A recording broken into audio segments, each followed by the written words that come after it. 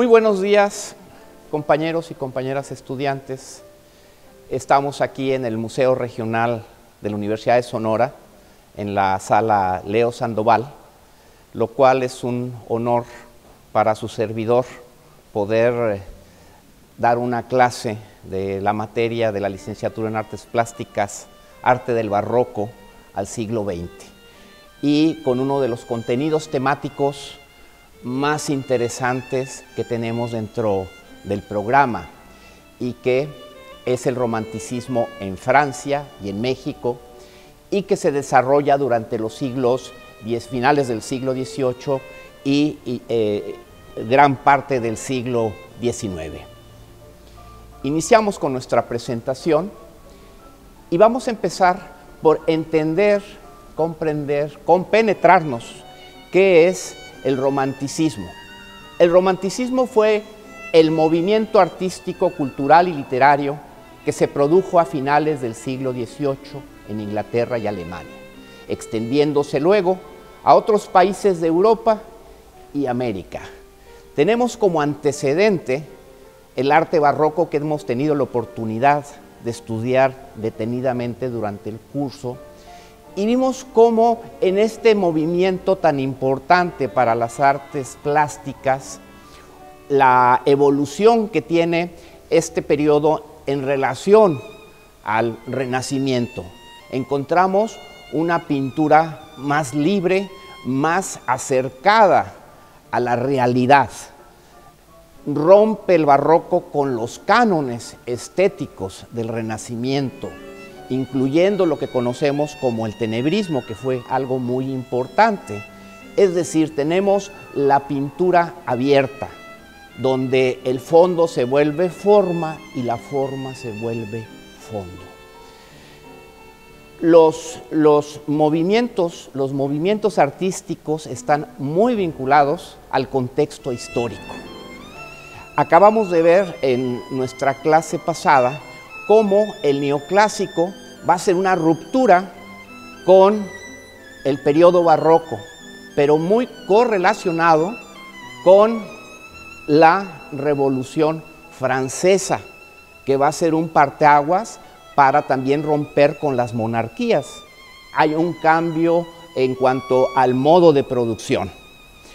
Hay un grupo que está realizando una investigación en relación al romanticismo para el video que están haciendo para su producto final, y quisiera que nos apoyaran un poco en esta introducción que estamos haciendo. Y le voy a pedir a la compañera Fabiola que nos diga cómo se define el romanticismo. El romanticismo es un movimiento que surge a finales del siglo XVIII y que proviene del término francés romantique, que significa novelesco, y también del adjetivo romantique, que significa pintoresco o sentimental. Y se ha denominado hacia este periodo, ya que se privilegia los sentimientos sobre la razón y se proclama la libertad y el individualismo. Excelente, Fabiola, excelente. Viene de la palabra romántico y también muy relacionado con las lenguas romances, y una vinculación evidentemente con el pasado nostálgico de la Edad Media, evidentemente.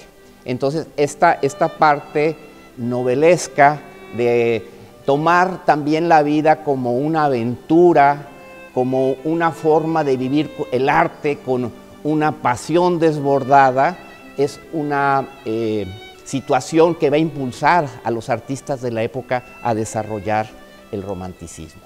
El romanticismo rompió con las ideas de la Ilustración y el neoclasicismo y buscó destacar a través de la música, el arte y la literatura la emoción que despiertan los espacios agrestes, la naturaleza y la melancolía que genera. Es decir, es un movimiento que abarca todas las artes y que, por otra parte, va a ser el primer gran movimiento que se va a universalizar.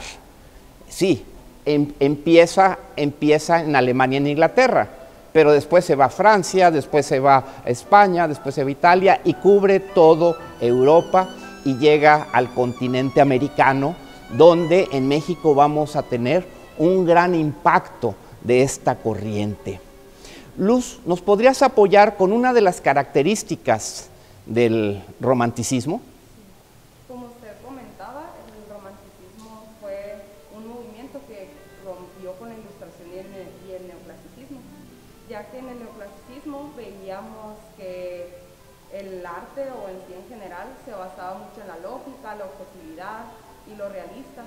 Entonces no le daba espacio a lo que eran los sentimientos, que eso fue lo que el romanticismo quiso, es lo que él quería. Igual se hizo mucho lo del individualismo, ya que hizo que todas las obras, todos los referentes, se centraran en uno mismo, y ya no fuera sobre alguien más, sobre los reyes, sobre lo academicista. Entonces el romanticismo fue un movimiento muy individual. Sí, que describiera las ideas, las emociones del ejecutante, del escritor, del músico, del poeta, del escultor, del pintor, del grabador. Entonces tenemos un arte muy individualista que va a liberar mucho a las academias de esta carga tan fuerte que tenía la imitación de los modelos. Evidentemente el aspecto técnico sigue, ¿sí?, pero con un auge de estos trabajos, sí, basados en la técnica, pero con las ideas y las intenciones estéticas de los artistas. Ángela, también del equipo de romanticismo, ¿otra característica, otra idea que nos quieras aportar? Pues como característica también podría mencionar que había una gran exaltación en la sensibilidad y las emociones, ya que, como mencionó mi compañera Fabiola, ellos consideraban que los sentimientos estaban por encima de la razón. Los sentimientos por encima de la razón. Esto es fundamental porque habíamos dicho previamente, y lo vimos en la diapositiva, una ruptura con el racionalismo y con las ideas de la ilustración. Entonces esta parte va a ser fundamental. Y la forma como el arte se va a desarrollar con esta libertad creativa va a ser muy reflejada en cada una de las expresiones. Las etapas del romanticismo. Tenemos un periodo prerromántico que es de 1770 a 1820, justo el momento en donde se empiezan a dar las primeras convulsiones sociales. Ya las monarquías están en plena decadencia y nuevas clases sociales como la burguesía empieza a tener un auge. Inicios del siglo XIX. Tenemos el apogeo de la expresión romántica en pintura de 1820 a 1850, el momento del gran esplendor.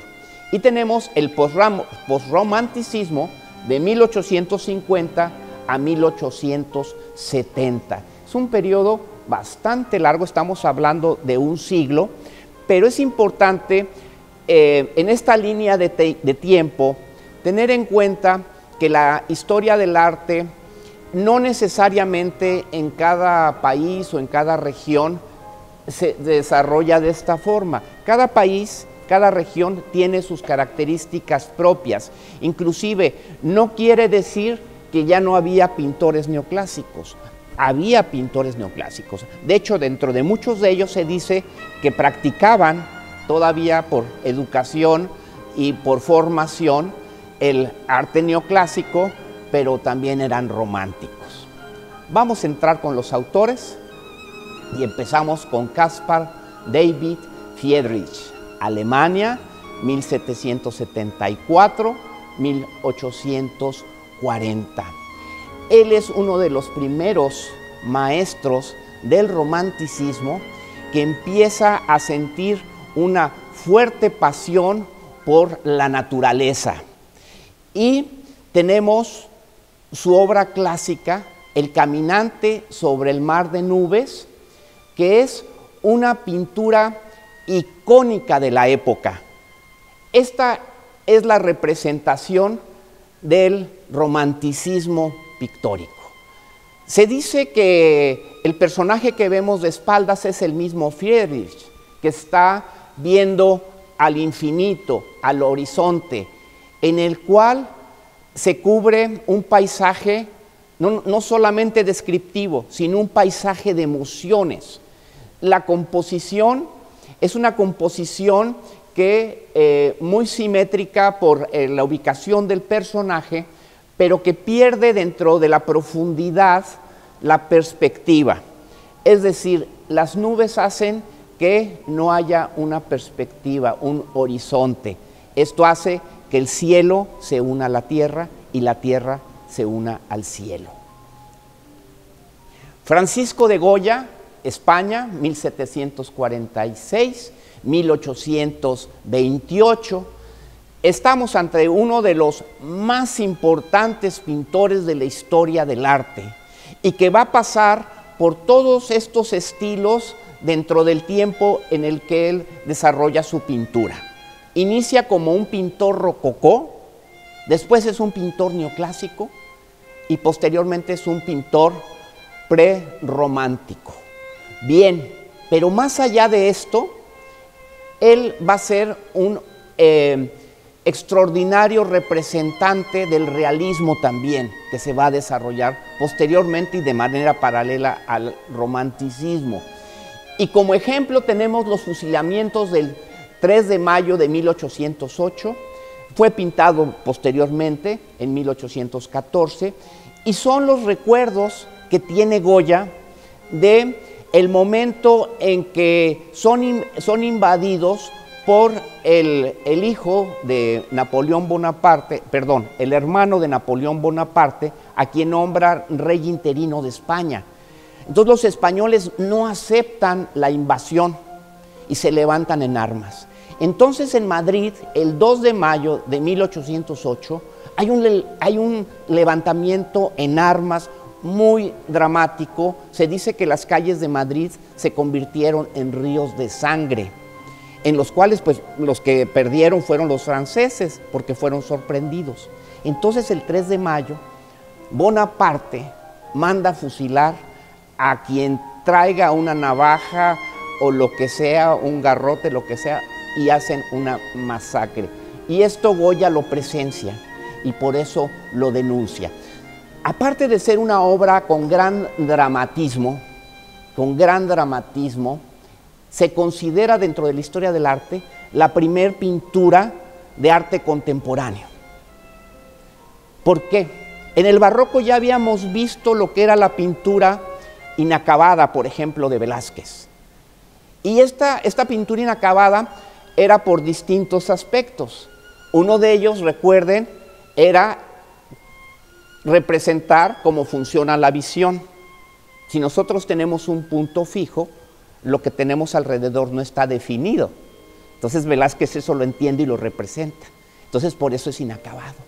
Pero todo esto da lugar a una pintura más emotiva en cuanto a una pincelada más rápida, más espontánea, y que esto, al no ser la pincelada esfumada, va a quedar la emoción del pintor.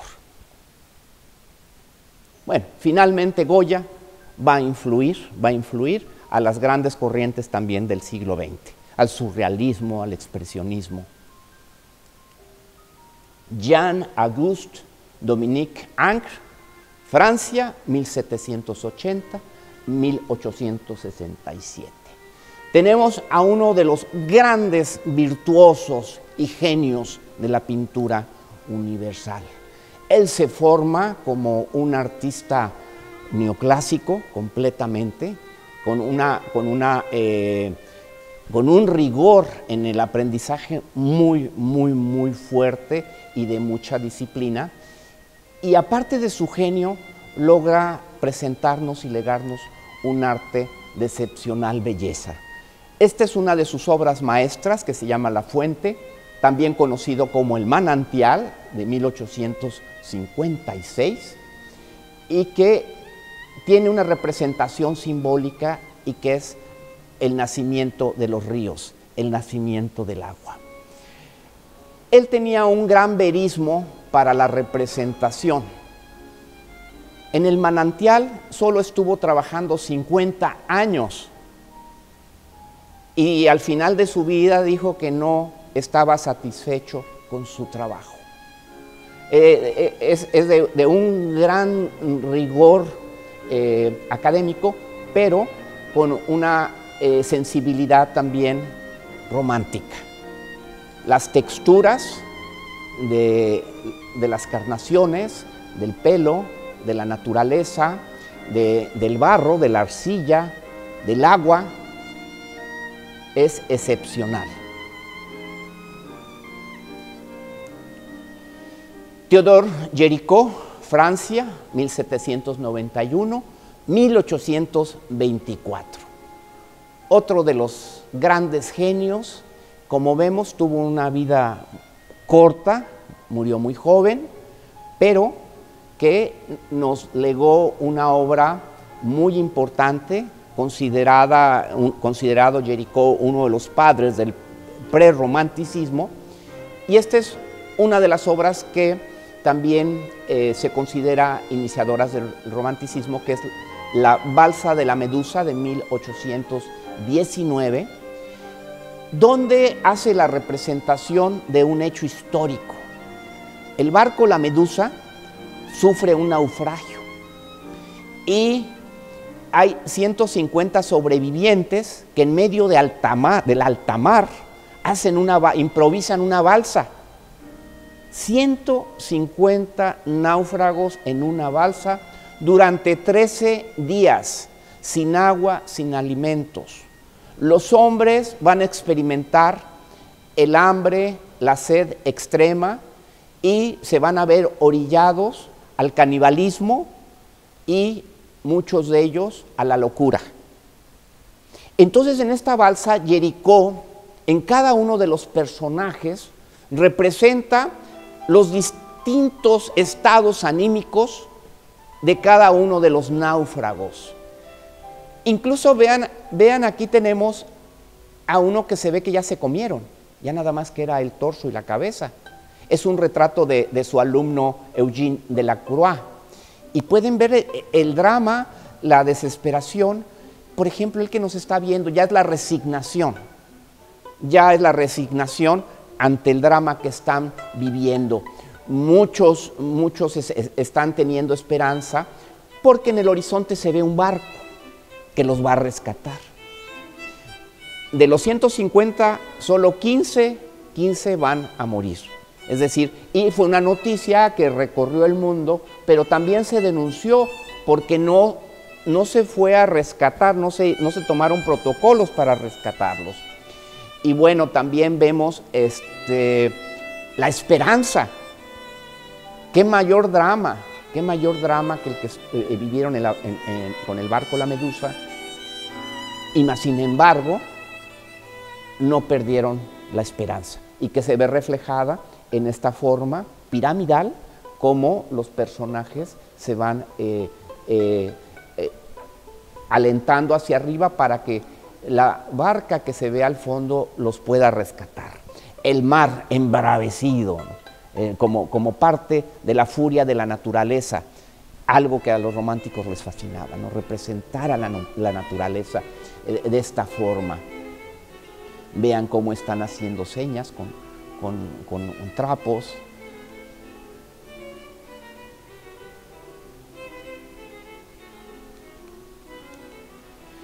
Eugène Delacroix, Francia, 1789-1863, es el prototipo del pintor romántico. Se educa con la formación neoclásica, es decir, tiene toda la forma de sus maestros, pero de un espíritu muy rebelde y muy aventurero. Este cuadro, que también es un cuadro icónico del romanticismo, La libertad guiando al pueblo, de 1830, el rey de Francia disuelve el Congreso, la incipiente democracia que surge de la Revolución Francesa, y el pueblo se levanta en armas en 1830, y que bueno, será también el momento de la consolidación de la Revolución Francesa, y representa la libertad como una mujer bella con sus pechos desnudos, como la madre patria. Es la representación de Francia, con el pueblo, incluyendo burgueses, incluyendo niños, todas las clases sociales luchando por la libertad y caminando en medio de las barricadas de muertos. Al fondo vemos las torres de la Catedral de Notre Dame y en medio del humo del fuego. Es importante señalar que el siglo XIX es un siglo muy convulso en cuanto a las transformaciones sociales, tanto en Europa como en México. Y esto tenemos representaciones de los artistas, de los movimientos históricos que se vivieron en la época. Las mujeres de Argel, de 1834, el romántico es aventurero. El romántico le gusta ir lejos, le gusta surcar los mares, surcar las montañas, surcar los desiertos. Y Delacroix va a Argel en una misión diplomática. Era un hombre culto y aprovecha, pues, como se acuerdan, Rubens también fue diplomático. Era un hombre culto, va a hacer unos trabajos de carácter diplomático y obviamente aprovecha hacer una infinidad de dibujos y de acuarelas. Obviamente estas obras, Las mujeres de Argel, lo hace ya en su estudio en Francia, pero él hacía sus apuntes y sus bocetos en acuarela y en lápiz. Ya posteriormente con estos apuntes en el estudio hacía estos. Es un harem, es la escena de un harem donde vemos plácidamente a las mujeres recostadas, con ropa de otra época, con otra cultura que no tiene nada que ver con la cultura occidental europea, fumando en una pipa de agua, no sabemos qué, puede ser tabaco, puede ser hashish, y las telas, los tapetes, es un ambiente muy plácido y son atendidas por una esclava negra. La otredad es también los inicios de la antropología y de la etnología. Veíamos que en el periodo neoclásico surge la arqueología. Vimos cómo Winckelmann empieza a ordenar la historia. Por eso lo hemos comentado. Muchos de los nombres no corresponden al periodo. Muchos de estos nombres de la historia del arte son peyorativos. Pero bueno, es muy importante la obra que hace Winckelmann. Surge la arqueología por una búsqueda científica del pasado, pero también surge la antropología, la lingüística, la etnología, y los pintores van a ser considerados pioneros de esto. Édouard Manet, Francia, 1832-1883. Dirán, pero bueno, era el que encabezó el movimiento impresionista. Él nunca se consideró impresionista, curiosamente, aunque lo veían, todos los impresionistas lo veían como el gran maestro, y efectivamente fue maestro de varios de ellos, no maestro en una academia, maestros en la vida, porque pintaban juntos, salían a pintar al campo, compartían modelos para trabajar en los estudios. Édouard Manet es uno de los mejores pintores del siglo XIX, y que además de ser considerado el padre del impresionismo, es un artista formado en el neoclasicismo, como todos los que hemos visto, pero también dentro del romanticismo, y va a tener una pintura muy elaborada, muy detallada, y también con mucho compromiso histórico, como es la ejecución del emperador Maximiliano de 1867. Recordemos que en este momento México estaba siendo invadida por los franceses y por segunda vez, lo que fue el Segundo Imperio. Napoleón III, rey de Francia, se trató de cobrar a lo chino y a las malas una deuda que México no podía pagar. Entonces el presidente Juárez cancela la deuda. Cancela la deuda que tenía con Inglaterra, Francia y España. Y los franceses pues dicen, pues vamos por segunda vez. Y nombran un emperador que es Maximiliano de Habsburgo. Y viene con su esposa Carlota.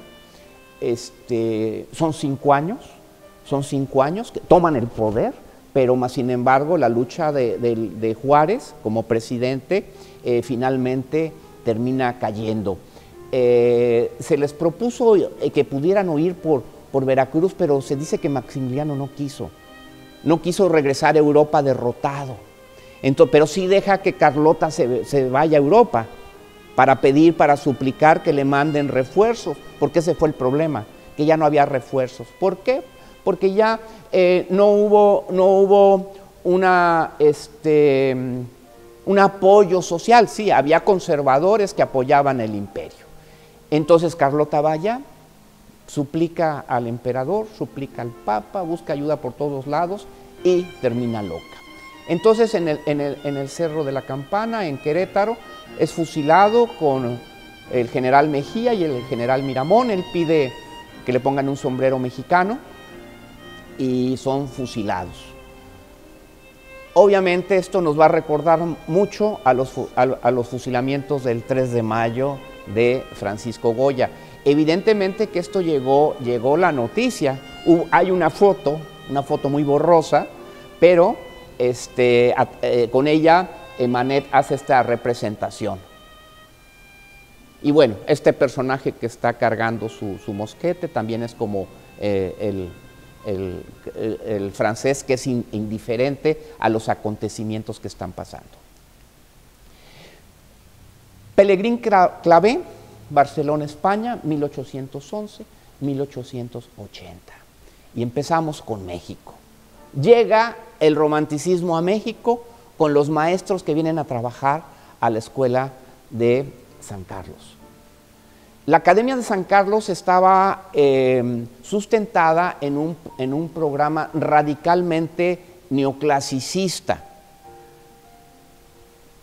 Y Pellegrín Clavé llega como primer director romántico a modificar completamente los planes de estudio de la Academia de San Carlos, que es la primera escuela profesional de artes en América, fundada el siglo anterior, es decir, finales del siglo XVIII.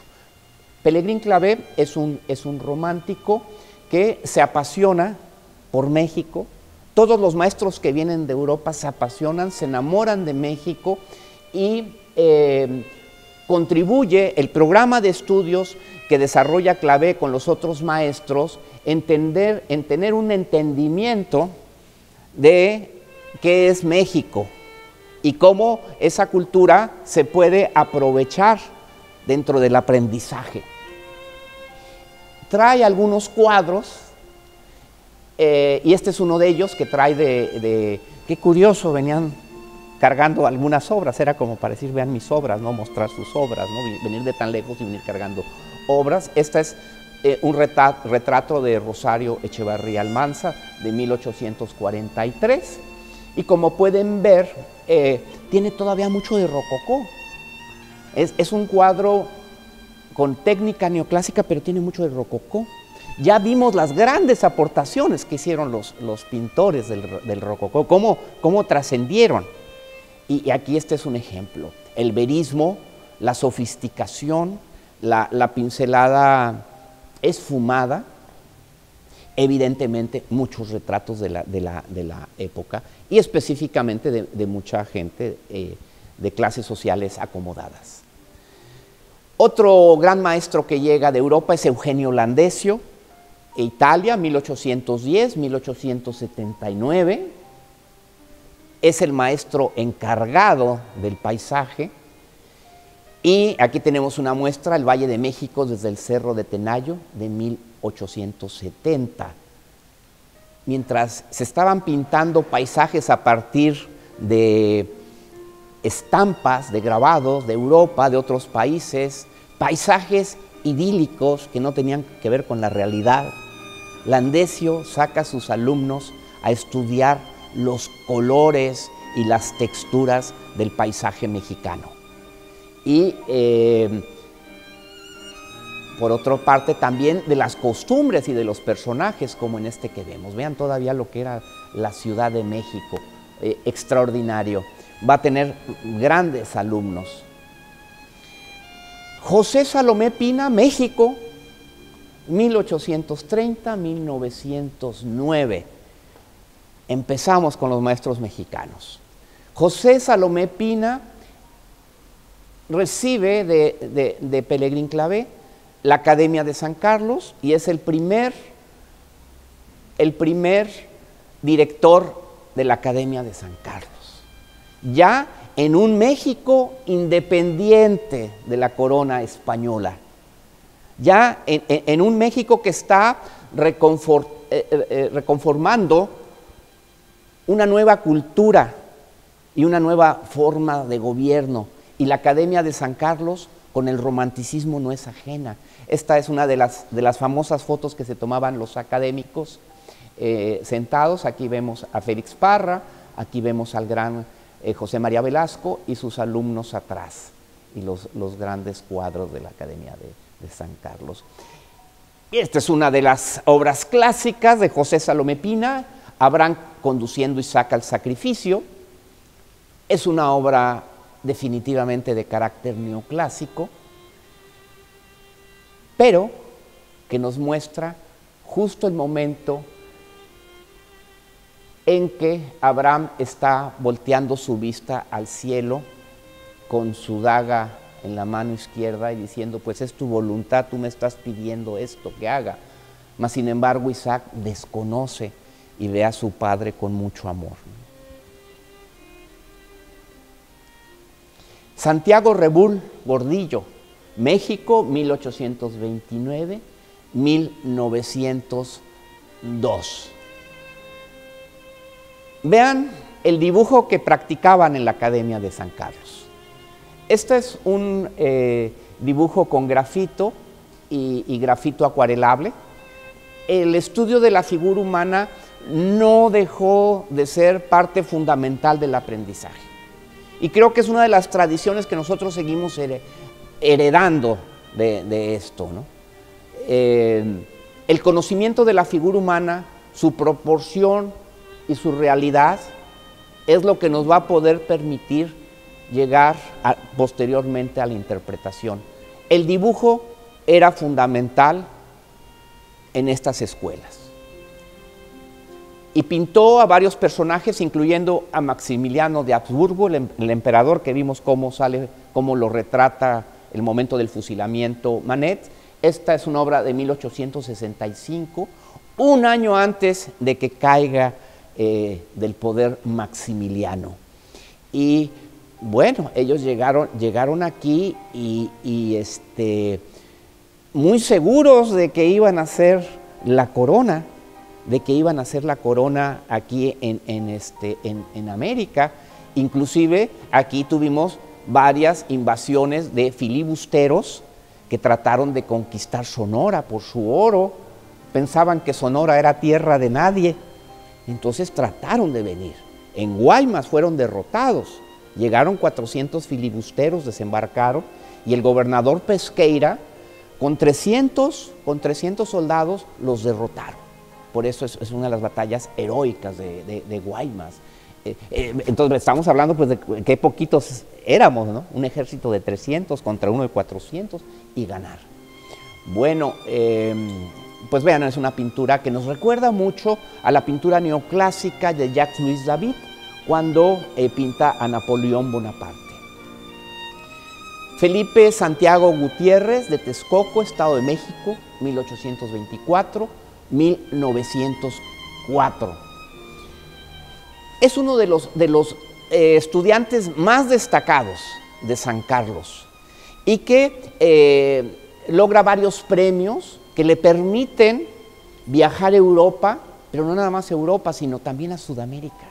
Entonces, por eso la diapositiva dice que es uno de los pintores de la época más internacionalistas por el conocimiento que tenía de la pintura que se estaba haciendo en este tiempo. Esta es su obra clásica de Felipe Gutiérrez, La cazadora de los Andes, pintada en 1874. Tiene dos versiones. Una está en el Museo Felipe Gutiérrez en Toluca, en su estado, y otro está en el Museo Nacional de Arte. Y, curiosamente, es el primer desnudo completo en México, en la academia. No había desnudos completos, es el primero. Y hace una posición excepcional de un escorzo complicado, pero de una gran belleza estética, de un gran naturalismo. Podemos decir que técnicamente la figura está tratada de una manera neoclásica, de una manera muy académica del neoclasicismo, pero su posición, su naturalidad, su sensación, su expresión de la misma posición es romántica. Y por otro lado, el paisaje, que es un paisaje andino, es un paisaje romántico, es un paisaje más sintético, con una pincelada más suelta. Como anécdota, no se permitió exhibir esta obra al público, entonces en la Academia de San Carlos había una sala donde solo podían entrar hombres y mayores de 18 años a ver los desnudos de los maestros europeos. Y ahí pusieron por primera vez esta obra, para que veamos también cómo estaban las cosas, ¿no? Todavía en este tiempo. Pero bueno, este es el inicio de una ruptura también.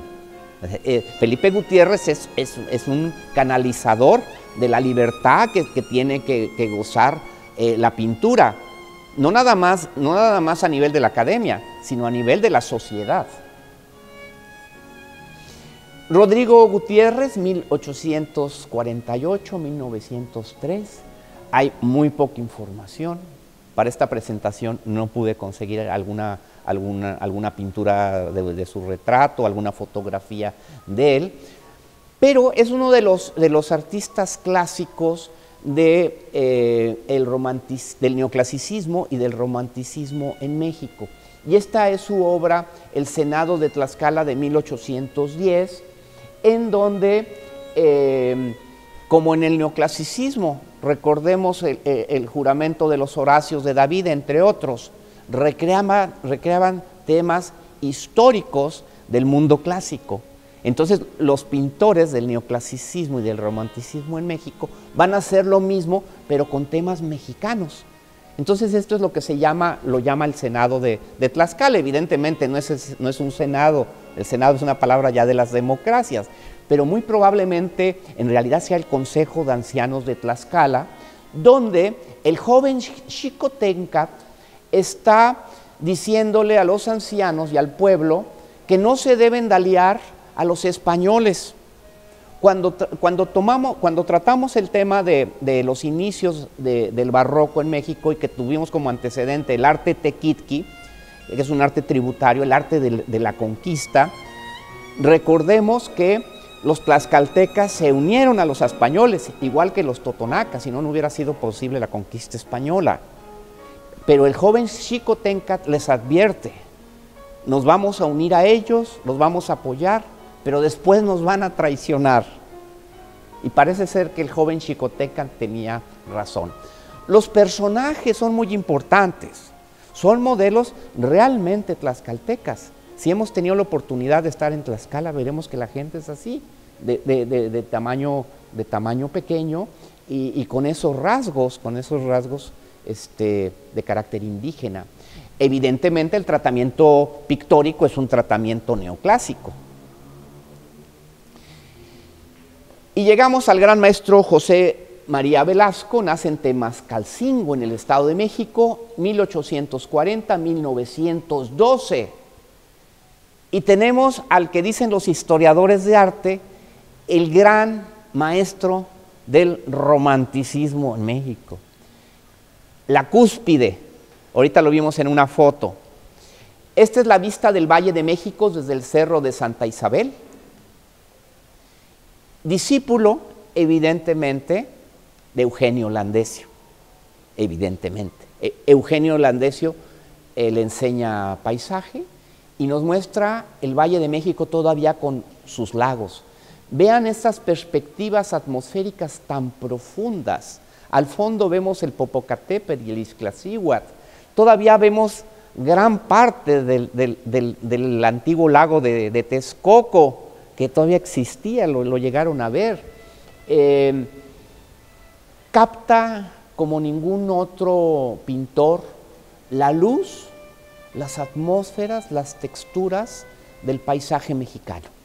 Él es un gran dibujante que va a dedicar gran parte de su carrera a hacer trabajos de carácter científicos. Recordemos que la fotografía estaba muy incipiente, entonces los dibujantes tenían que hacer estos tipos de trabajo para la biología, él específicamente para la botánica. Con él se cierra un siglo de esplendor del romanticismo en México. Todavía alcanza a vivir inicios del siglo XX, pero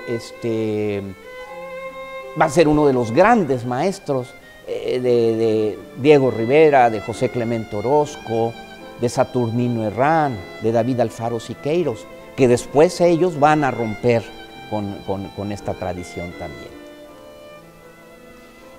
Y ahora sí llegamos a Sonora, teníamos que llegar a Sonora, que nos tiene la historia del arte de repente como que nos tiene olvidada, pero aquí también tenemos una gran tradición por la que nos tenemos que sentir orgullosos y también tenemos un campo fértil de la investigación dentro de las artes. Y tenemos la vista del Cerro de la Campana de John Russell Bartlett de 1850. Es la primera imagen pintada de la ciudad de Hermosillo. Yo creo que reconocen este cerro, ¿verdad? ¿Cómo se llama? ¿El cerro de qué? De la Campana. Vean qué pequeña era la ciudad. Es una acuarela con tinta. Russell era un etnólogo e historiador que viene a hacer unas misiones de la frontera de investigación de carácter territorial y etnológica. Es el primer personaje que está con los seris y es él el que dice es que no son seris, son concac, o sea, como se autonombran ellos. Es el primero que hace esta investigación con ellos y además recopila 180 palabras de ellos, que van a ser fundamentales para los estudios lingüísticos y etnográficos de la cultura. Y era un gran dibujante, aquí lo podemos ver. Entonces este es uno de nuestros antecedentes más antiguos de la pintura y del dibujo europeo en Sonora. Recordemos que en este momento ya se consumó la pérdida de más de medio del territorio mexicano. Texas se pierde en 1845, pero se consuma todo este terreno tan grande, Utah, California, Arizona, en 47 con el Tratado Guadalupe Hidalgo. Un tratado que firman en el estado de Hidalgo, donde México cede o vende su territorio a Estados Unidos. Entonces, en este momento ya el otro parte de nuestro territorio ya no es México. Esto es importante para que tengamos este contexto. ¿Okay? Antes era parte de México, ahora ya no. Bien. Y llegamos a nuestro personaje principal de esta exposición, que es Ernest Narjot. Él nace en Saint-Malo, Francia, en 1826 y muere en 1898. Ernest Narjot es formado en las escuelas de París. Él nace en Saint-Malo, que es en la región de Pont-Aven. Pont-Aven es una región que los impresionistas van a buscar mucho por su luz. Aparte, Saint-Malo es una ciudad medieval, amurallada. Y recordemos que a los románticos les encantaba el mundo medieval. Entonces, él nace ahí, pero en Saint-Malo, pero se educa en París. Empezaban a estudiar muy jóvenes. Él, antes de los 16 años, ya estaba estudiando en París con los grandes maestros del neoclásico. Y pues es el momento de las grandes migraciones a México, América, y muy especialmente pues a lo que se pensaba que iba a ser una nueva colonia, que era México. Entonces llega mucha gente. También está la fiebre del oro en California, y Narjot, a los 23 años, en 1848, desembarca en San Francisco. Desembarca en San Francisco buscando fortuna con el oro. Pero yo pienso que más allá de eso, era su espíritu romántico, de aprovechar, atravesar el Atlántico para llegar a una nueva tierra. Él está en San Francisco 3 años.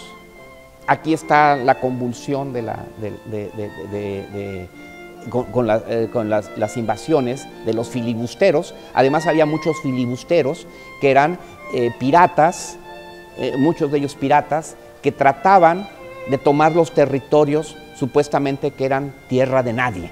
Entonces, Sonora era una de esas. Imagínense Sonora en aquel entonces. Entonces los filibusteros trataban de aprovecharse de eso y sobre todo buscar los lugares donde había oro.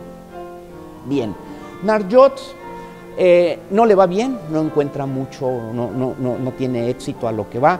Entonces hay una migración de franceses a Sonora que muchos de ellos impulsados por Napoleón III, de que Sonora iba a ser una colonia francesa y que además se avisoraba una tierra llena de oro. Entonces él viene para acá, llega a Sonora. Llega a Sonora y se enamora de Sonora, y no nada más de Sonora, se enamora de una sonorense, de Santos Ortiz, de Imuris, y se casa con ella. Se llega y se casa con ella y compra un rancho. No la debe haber ido tan mal en San Francisco para comprarse un rancho. Empieza a criar caballos, empieza a criar ganado. Tiene familia con Santos Ortiz. Ya nunca regresa a Francia y empieza a pintar. Él en su viaje trae el cuadro de su madre, que es Madeleine Narjot, que más correcto sería Madeleine de Narjot, ¿verdad? ¿Por qué lo trae? Ya vimos que también Pellegrini Clavel traía obra. ¿Por qué la traería? Yo pienso que sí, bueno, traer el recuerdo, sí, pero también es traer una tarjeta de presentación como pintor. Vean lo que hago, vean cómo pinto. Muy probablemente en su modesto equipaje que ha de haber traído cuando llegó a San Francisco, pues debe de haber traído algunos pincelitos, algunos óleos, ¿verdad? Seguramente. Y esta es una obra excepcional que está en Imuris, con sus descendientes. Me hicieron favor de conseguir estas diapositivas para que las veamos. Son diapositivas que no están publicadas ni exhibidas. Por primera vez las estamos mostrando de manera pública. Y vemos a la mamá de Ernest Narjot, Ernest Edith Narjot, una mujer de la época de Napoleón, de las representaciones muy rococó, con joyas, con perlas, con telas finas, con holanes, una obra que independientemente del daño que apreciamos que tiene, denota la calidad de un pintor de aquellos que ya vimos anteriormente en la presentación. Seguramente Narjot los conoció, no lo sabemos históricamente, pero seguramente los conoció. O sea, creció cerca de Delacroix, fue contemporáneo de Manet. Y bueno, trae su cuadro que le va a abrir muchas puertas porque va a empezar a pintar. Va a empezar a pintar a personajes principalmente de haciendas cercanas a Sonora, de Ures, de Álamos, principalmente. Él continúa viviendo en su rancho, teniendo familia, cría caballos, le encantan los caballos, pero él es pintor. Él es pintor. Evidentemente, con la invasión de los filibusteros en Guaymas, cualquier francés era sospechoso de poder ser un conspirador. Entonces el general Pesqueira, que fue 4 veces gobernador de Sonora, pero durante 20 años fue gobernador, los fusilaba. Los fusilaba. Entonces Narjot es sospechoso de que pueda ser un conspirador y candidato a ser fusilado. Pero el general Pesqueira se da cuenta con su investigación que Narjot no es un filibustero, ni viene a robar, ni viene nada, que es un hombre que ya se mestizó, que es un hombre que ya tiene hijos aquí, que es un hombre que ya tiene un compromiso de sangre con esta tierra, que es un hombre que se enamoró de una sonorense y que vive de una manera honesta y que no necesita robar y que ha pintado a mucha gente de la sociedad, aparte de mostrar muchas obras de paisaje, relacionado con tradiciones, con costumbres, pues pintó mucho a personas de aquí de Sonora. Evidentemente pues tuvo trabajo porque no había. Pues le funcionó, ¿verdad?, traer de tan lejos a su madre Medellín. Pero observen la calidad de pintor. Lo podemos ver cerca, ¿por qué no?, de Ingres. ¿Sí? Claro. Entonces aquí llegó un pintor de esa talla. En el centro, pues nunca se supo. Pero nosotros tuvimos el privilegio de que aquí lo tuviera. ¿Hizo escuela? No hizo escuela. No fue maestro, no dio clases. Pero su obra, su pintura repercute socialmente en crear una sociedad sensible, una sociedad que aprecie el arte y por otra parte que lo consuma. Entonces es fundamental. Es nuestro viejo abuelo. Es el primero que vino aquí a traernos el arte. Le debemos a Narjot eso.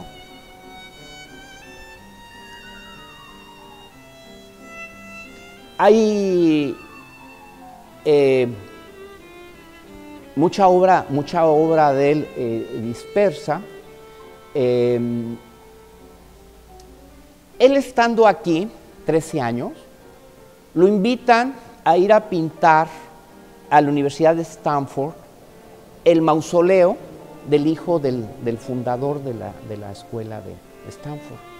Hicieron un viaje los Stanford a Europa y su hijo del señor se enfermó en Grecia y en Florencia muere, de 16 años. Entonces es una tragedia y le hacen un mausoleo maravilloso con mármol y con una cosa extraordinaria en la Universidad de Stanford. Entonces Narjot decide hacer ese viaje. No podemos saber si hace ese viaje pensando en que ya no va a regresar, porque ya no regresa, o también piensa dejar aquí y ir allá a desarrollarse como pintor, porque finalmente él era pintor. Él no era gambusino, era gambusino por ser aventurero. Fue ganadero por sobrevivencia, para sacar queso y leche y carne, ¿no? ¿Sí? criaba caballos, pues los caballos eran el medio de transporte de la época, ¿no? Pero él era pintor. Entonces es ese amor que tenemos nosotros por el oficio, de que tiene que haber un momento en que tenemos que seguir ese sueño, y más como un romántico. Y yo pienso que él eso vio en San Francisco. Y bueno, esta obra también me la mandan, es un bosquejo de la danza del venado.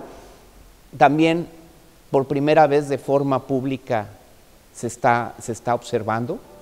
Yo cuando la vi realmente me quedé frío, me quedé sumamente impresionado por ver esta obra de este bosquejo de la danza del venado.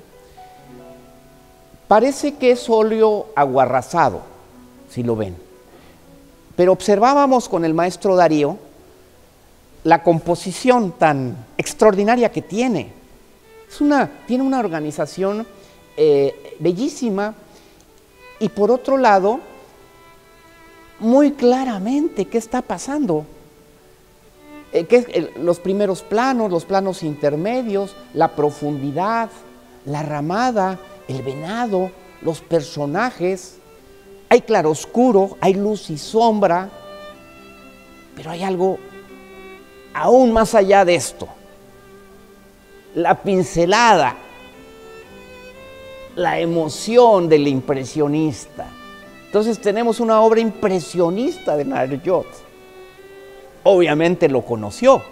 San Francisco, bueno, él estuvo en San Francisco antes, esto es en Sonora. En San Francisco él debe de haber visto ya mucho del impresionismo, ya debe de haber llegado, en una ciudad cosmopolita. Por otro lado, pues, otra de las cosas que retoman los románticos es el arte barroco. En el neoclasicismo el barroco va a ser desdeñado por considerarlo un arte de la monarquía, un arte antiguo, pero los románticos encuentran en ellos la libertad, encuentran el tenebrismo, encuentran el realismo y encuentran también esta pincelada. Me parece una obra excepcional y única también dentro de lo que se conoce de Narjot. Todavía esto es en México. Esto ya es lo vi en el Google Art. Él en 1879 en San Francisco hace este retrato con niña con perro, excepcional. Se consolida como uno de los más importantes pintores en Estados Unidos, reconocido. Los principales museos empiezan a comprar su obra, lo empiezan a coleccionar. Los pintores, sus mismos colegas lo admiran, lo siguen, y pinta esta Andrómeda en 1889. En 1880 él era un pintor famoso y próspero en San Francisco. Su sueño de Narjot se hace realidad. Además, con su familia, o sea, se llevó a su familia, se hace realidad. No pierde contacto con los sonorenses, hay cartas que hablan de su contacto, de su nostalgia, de su amor por Sonora. Y bueno, esta es ya de sus obras importantes, está en el Crocker Art Museum en Sacramento, Estados Unidos, y pues es una obra muy romántica, basada en la mitología. Andrómeda, hija de los reyes de Etiopía, es considerada como la mujer más hermosa que había en la tierra. Entonces las hijas del mar se ponen celosas de que hay una mujer que la catalogan como la más bella y se quejan con su papá Poseidón. Entonces Poseidón dice: amárrenla, pónganla en un acantilado para que la devoren los monstruos del mar. Y es el momento que pinta Narjot, ¿no? El terror, que además está desnuda, o sea, está desnuda, está desprotegida, esperando que llegue el monstruo a devorarla. Y afuera, en la perspectiva, las olas. esas olas que me recordaron mucho a la balsa de la Medusa de Jericó. Vean, el mar impetuoso, la naturaleza salvaje que amaban los románticos, que tanto les inspiró. Pero ¿qué creen? Que hay un héroe cultural mitológico, Perseo. Perseo, después de derrotar a la Medusa con su escudo de espejo, se sube a su Pegaso y sube al horizonte a cruzar los cielos. En ese transcurso cósmico ve a la bella Andrómeda y se enamora de ella. Algo así le pasó a Narjot, ¿verdad? Narjot llegó de muy, muy, muy lejos y de una travesía tan grande y enloqueció por una sonorense. Lo entiendo, lo entiendo. Yo en algún momento dado también he enloquecido. Lo entiendo. Entonces este es Narjot también para mí. Andrómeda es Narjot. La rescata Perseo. Tiene una lucha cósmica con los monstruos del mar, con su escudo con el que venció a la Medusa. Libera a Andrómeda, la sube a su Pegaso y se pierden en el firmamento. Es parecida a la historia de Narjot. Esta reflexión ahorita la hago. No la tenía ni la había leído. Bueno, me mandaron fotografías de Narjot. Tuve contacto con su familia para hacer esta presentación. Esta es una fotografía que se llama Paseo Familiar. Al centro tenemos a Rafael Corella Quiroga y en sus brazos tiene a Rafael Corella Narjot, el nietecito de Ernest.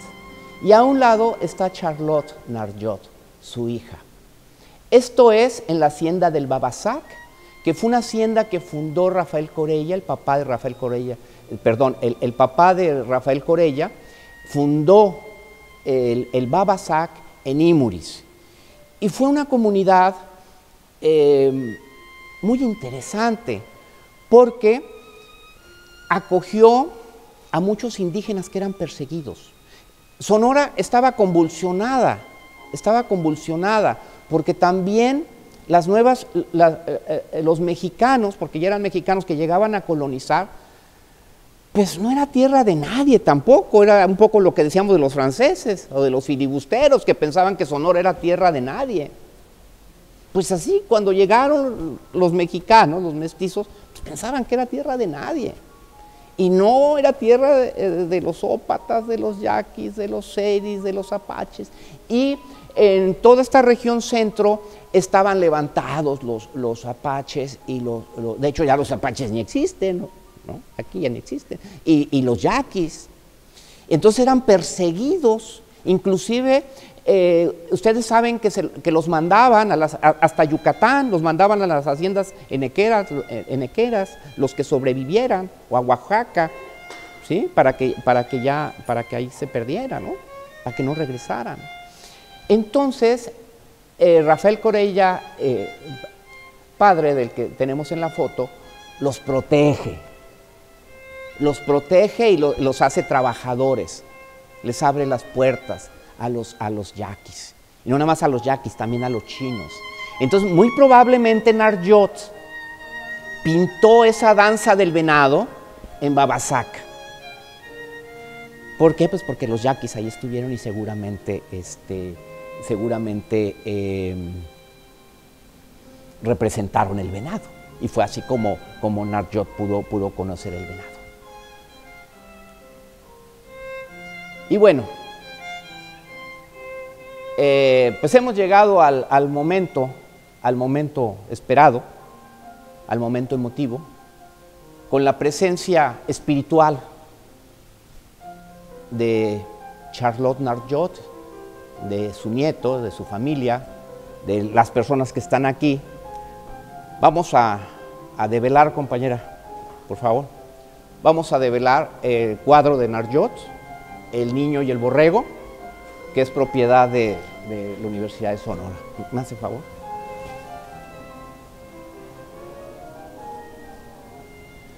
Le brindamos un aplauso, por favor.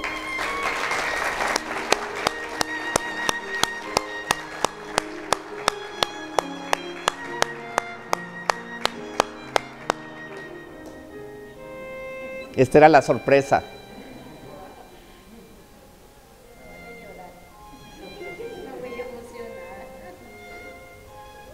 Sí, de eso se trataba, que lloráramos, que nos conmoviéramos, que nos emocionáramos y que nos sintiéramos orgullosos de lo que somos, de dónde venimos, de nuestras raíces, de nuestra universidad, de los maestros que nos heredaron el arte y que son un ejemplo, a nosotros a seguir, a ser excelentes, a ser grandes como ellos lo fueron. Y aquí está El niño y el borrego. Él retrató mucho a las personas de aquí y a los hijos de los hacendados, y los retrataba con sus mascotas. Estas mascotas podían ser un caballo enano, un perro, un pato. En este caso es un borrego, la mascota del niño. Y hizo muchos cuadros aquí de esta naturaleza. No sabemos cómo llegó al museo, cómo es patrimonio del museo Narjot, pero pues es una de las obras que nos orgullecen mucho de que esté aquí. Es una obra romántica, pero con toda la gran escuela del neoclásico. Narjot en San Francisco ya no regresa aquí a Sonora. En San Francisco pues es un artista que tiene mucho éxito, pero va a tener un problema cuando está pintando el mausoleo del Stanford Jr. Le va a caer pintura a un ojo y lo va a enfermar muy gravemente. Va a perder el ojo, va a tener problemas muy serios con el otro y le va a impedir dejar de pintar. También pues esta vida de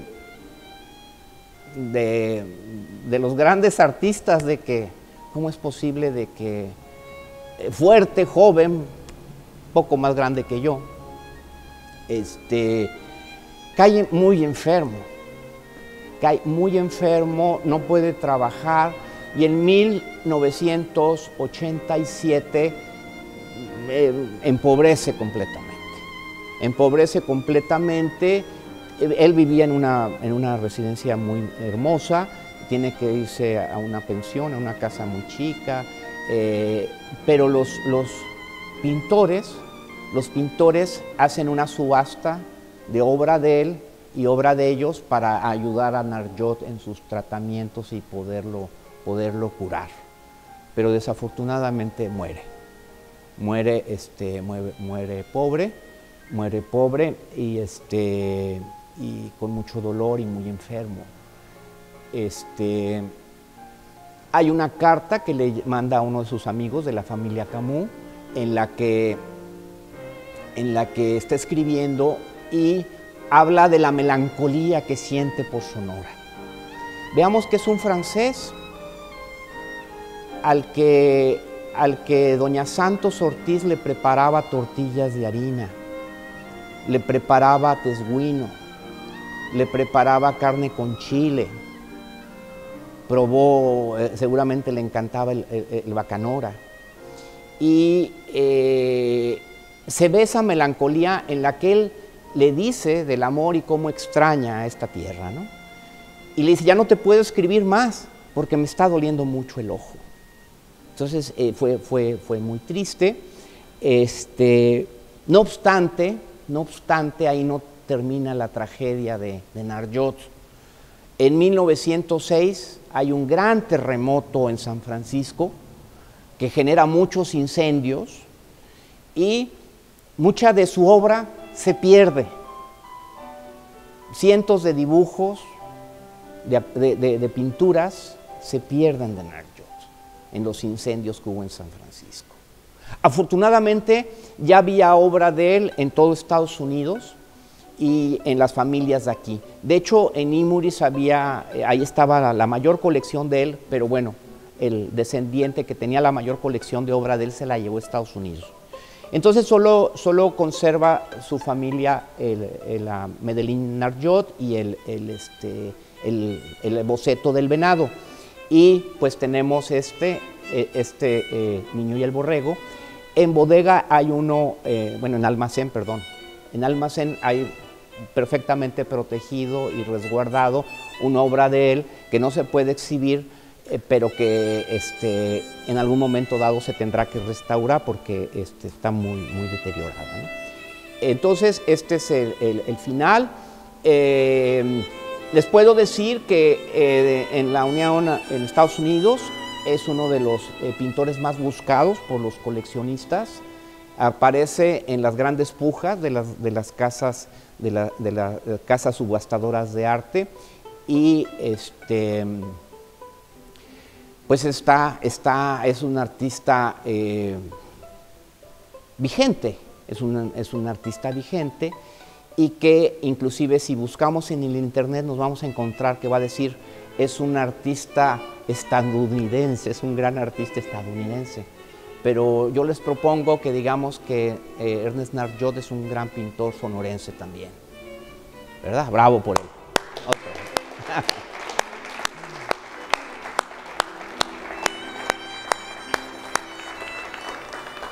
Bueno, tenemos un mensaje, uno de mis informantes, el licenciado Cipriano Durazo, que escribió una novela de Narjot, que la pueden conseguir en la librería del Noroeste. Iba a estar aquí, pero no pudo y les mandó un mensaje. Vamos a escucharlo.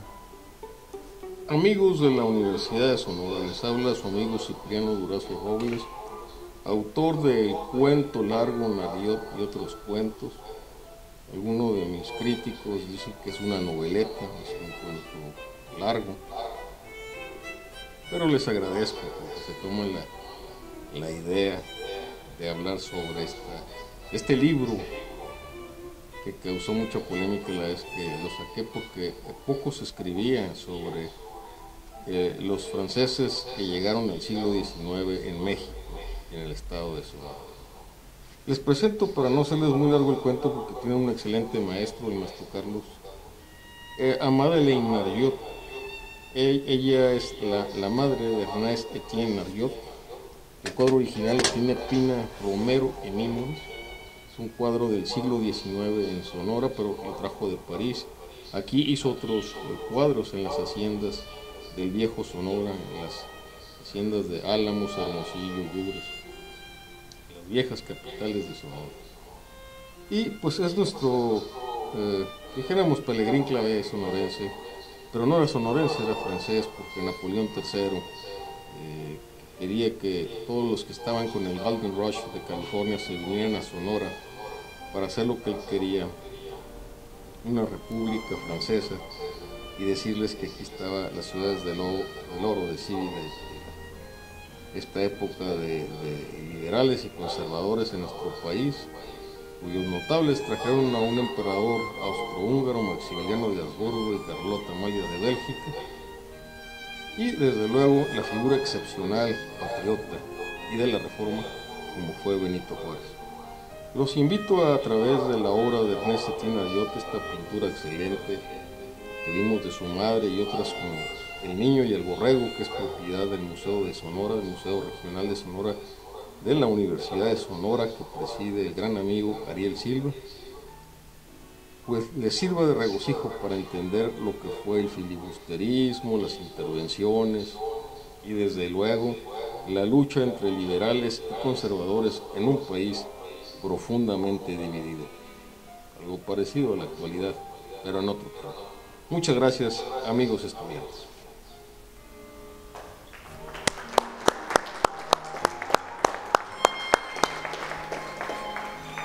Qué detalle del licenciado Durazo.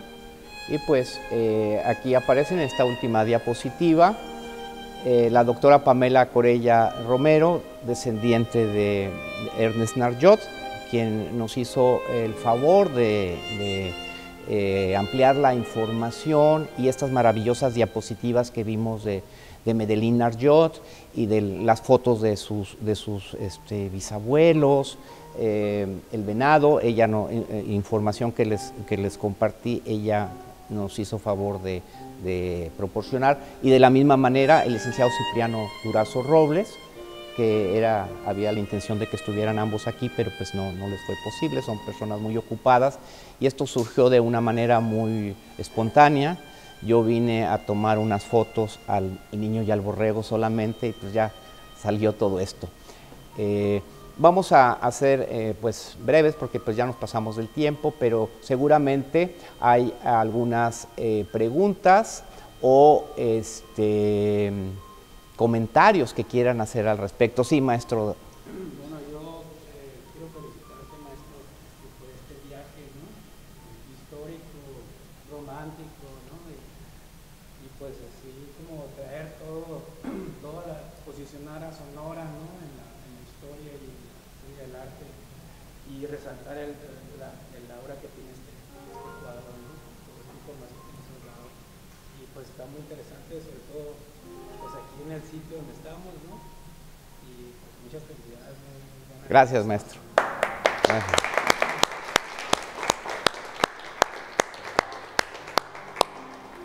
Jóvenes, a ver, Carlitos, ¿qué le pareció la obra del maestro Narjot? La verdad me fascinó, no conocía mucho de Narjot, la verdad, y quedé fascinado por su historia, cómo llegó a Sonora y se enamoró de esa tierra, y más impresionado por la obra, a la cual me puso la piel china con solo verla. Una emoción, la verdad, y increíble. Sí, igual, Tocayo, igual, lo hemos disfrutado mucho. Lucero de la mañana.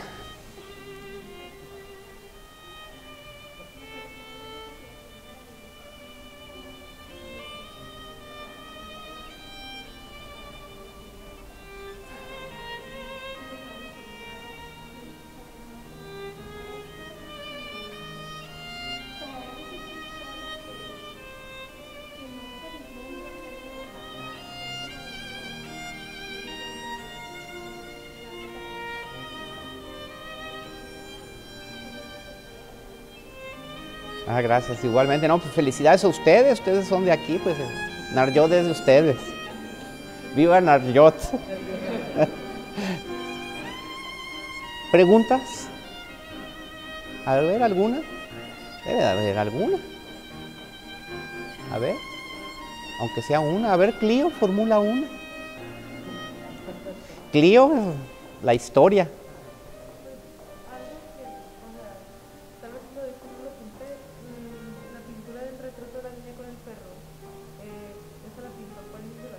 No, esa ya la pintó en San Francisco. Sí, esa ya es después parece que es un poquito antes de 1880, que es su